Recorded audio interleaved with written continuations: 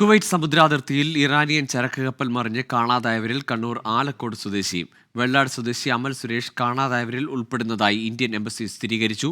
അപകട സ്ഥലത്ത് നിന്നും മൃതദേഹങ്ങൾ കണ്ടെത്തിയെങ്കിലും അമലിനെക്കുറിച്ച് വ്യക്തതയില്ല. 8 മാസം മുൻപാണ് ആലക്കോട് കാവുംകുടി സ്വദേശി അമൽ ഇറാനിയൻ കപ്പലിൽ ജോലിക്ക് കയറിയത്. അമൽ ഒടുവിൽ വീട്ടുകാരെ വിളിച്ചത് കഴിഞ്ഞ മാസം 28-ന്. ഈ മാസം അവസാനം നാട്ടിലെത്താനിരിക്കെയാണ് കുവൈറ്റ് തീരത്തിന് സമീപം അമൽ ജോലി ചെയ്തിരുന്ന കപ്പൽ അപകടത്തിൽപ്പെട്ടത്. എംബസിയിൽ നിന്ന് അറിയിപ്പ് കിട്ടിയത് മുതൽ ആശങ്കയിലാണ് കുടുംബം. സംഭവത്തിന്റെ വ്യക്തതയൊന്നും പറഞ്ഞില്ല. എംബസിയിൽ നിന്ന് സംഭവം നടന്നതെന്നും കൃത്യതയോടെ അല്ല അവർ അറിയിച്ചത്. പിന്നെ എന്നെ സംഭവിച്ചത് ഇപ്പോഴും ഒരു അന്തിമ വ്യക്തതയില്ല.